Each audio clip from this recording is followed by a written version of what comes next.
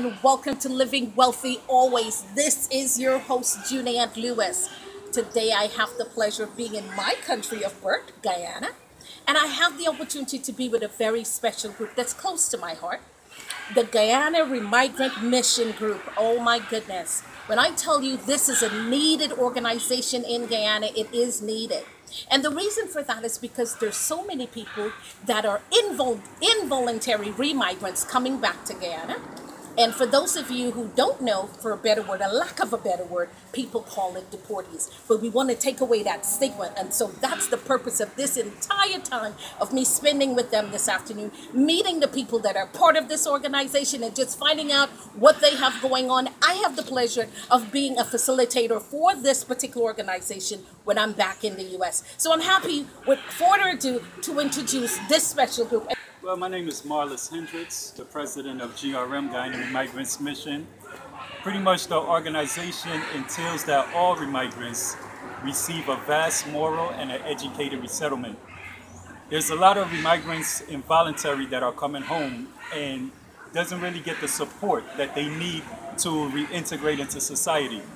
Therefore, this organization is there to lend a helping hand, assist with food, shelter, clothing, pretty much coping skills, counseling for the remigrants that are returning, pretty much so that they can reintegrate into society. My name is Maxine Williams, and I am the Vice President of Guyana Remigrant Mission. I'm having a passion for our involuntary remigrants. I've also is so interested on the entire world coming on board, just to facilitate the needs of our people here, not only in Guyana, but around the world. They've already paid their price. We wish to come on board with our government that we work along with, even the crime facilities here in Guyana, like the police force and other legal organizations. We are on par with them, and we're asking the entire universe to try and assist us in some way. Okay, we also do have Mr. Grantley Powlett. And Mr. Powlett, I know that you're in media in the organization. Please do tell us a little bit more about your role that you play in this organization. Well, it's a lovely and pleasant afternoon in the capital city of Georgetown. I'm pleased and pleasant and fortunate to be a part of this organization, representing and handling the technical aspects of the organization.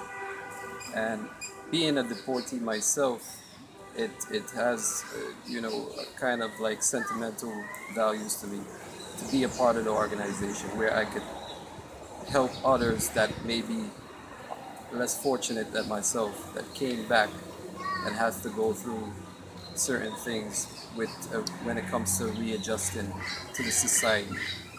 It's very different from what people might be used to, and those individuals would have paid their debt to society coming from abroad and come back to their home country and have to face judgment and ridicule and these type of stigmas that we face. So it's my pleasure to be a part of the organization. One of the things that we wanted to discuss today is the negative stereotype that people that are migrants, involuntary migrants, our media person said he's an involuntary migrant. And I want to bring this word and say, somebody can be a remigrant to Guyana from any other country just for the fact that they went there and their visa was 6 months and they spent 8 months. And if you're found out, you automatically, they're going to incarcerate you, and they're going to send you back. You see someone, you hear the word deportee or involuntary remigrant, it could be any reason that person could be sent back. So I say that to say, please do understand it's another human being just like yourself. It could be your neighbor, it could be your brother, it can be your sister. You don't know who it can be that situation can happen to. My name is Skylar Goring. I wear many hats. Presently, I'm the Parliamentary Legal Assistant to the Prime Minister of Guyana. In addition to that, I'm a city councillor, sit on the city council for the capital city, that is Georgetown. I was approached by Mr. Hendricks to be a part of GRM, that is Guyana Remigrants Mission. And I'm really proud to be a part of this because it's like giving back to our society.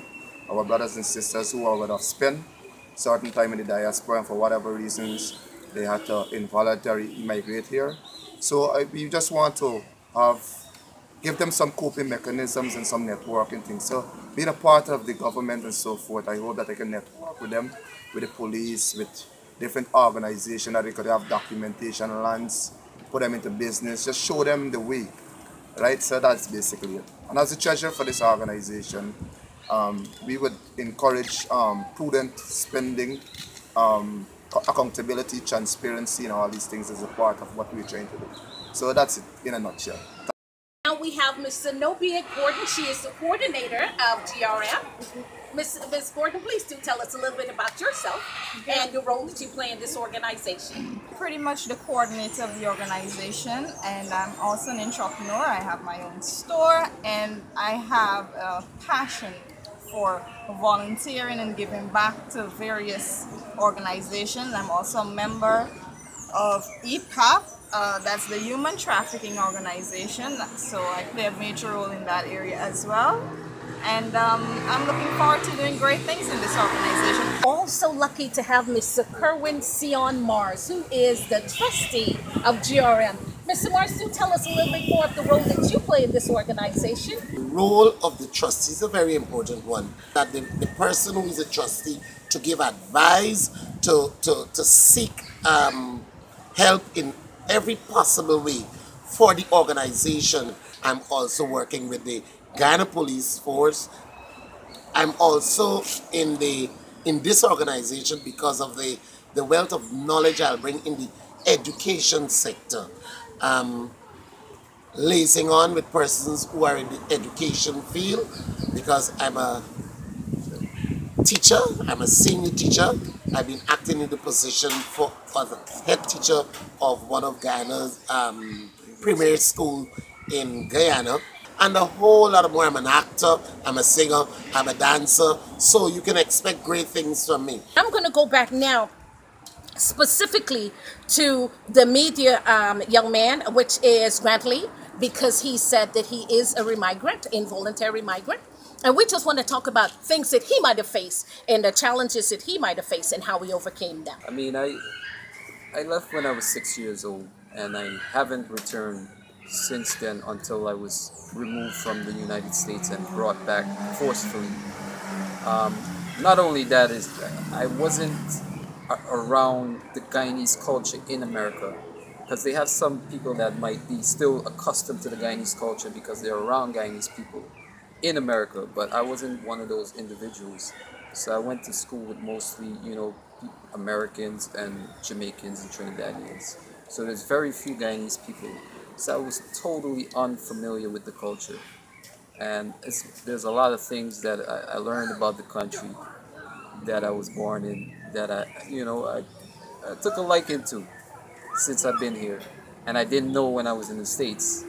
And oftentimes I find myself thinking, had I known certain things, I would have paid Guyana a visit before all of this, circumstances surrounding me getting involved in activities that I got involved in the States and caused me to get deported and removed from the country. So, it's all a lesson, and I'm thankful for it. Every day is a new day, I'm learning. And, I take it one day at a time. Coming back, dealing with family that I was unfamiliar with was a bit difficult because there's a funny story. Well, when I first came back, I actually walked past my auntie, which is my mother's sister, and she didn't recognize me, and I didn't recognize her, partly because I didn't have a picture of her. I never seen what she looked like. And she would have had a picture of me, but I had some facial hair grown at the time, and I guess I look different when I have my facial hair grown out. So I walked past what would be my family members and didn't even realize they were my family members. They didn't even realize I was their family member. So that that's kind of like an awkward moment. But you get accustomed to them. You get to meet everybody. It's like coming home, you get familiar with the place. At first, when I came, I was kind of, hesitant to go out because I was concerned about the security aspects. Because, I'm unfamiliar with the territory, and I don't want to get myself involved in any other, any unnecessary trouble or problem. So I sat around in the house for a good period of like 2 months or so, just to get accustomed to the place and read the newspaper and become familiar with the society that I'm surrounding myself with. And as time went on, I started to move around and go out, and then I realized that I had to focus more on my financial aspects, because they have, you have an everyday expense where you have to provide for yourself, and I can't just rely on family members abroad sending me, money through the different money exchanges like Western Union or MoneyGram, So I didn't want to be a dependent, so I found the encouragement, you know, to go and start a business. This organization is in the infancy stage. And when I say that, even though it started, they need a lot of help. I myself, as I said in the beginning, I'm a facilitator. Part of my job is to go back and to make sure in the U.S. that we have connections for various things, from people not only volunteering, but from attorneys for help for clothing, for monies, for organizations that they can benchmark with, all of that sort of thing. You have a house and you're not using it, please do. You can donate it for, even if it's for a short time, so that somebody that's coming back that need a home, they can use it. This organization is here to help, and they are a respected organization. We're reaching out to all of the government entities within the country and outside of the U.S. as well to help us. I'm so thankful for us having the opportunity to film at the Guyana Botanical Garden. That was our backdrop today, and it was a wonderful time that I had meeting everyone. I look forward to being a part of this organization, and remember, living wealthy always is a mindset. Guys, continue to help. The number is going to be at the bottom of the screen, so take the opportunity to connect with us so that we can make a betterment for people as a whole. Thanks again for watching. Live wealthy always. Bye-bye.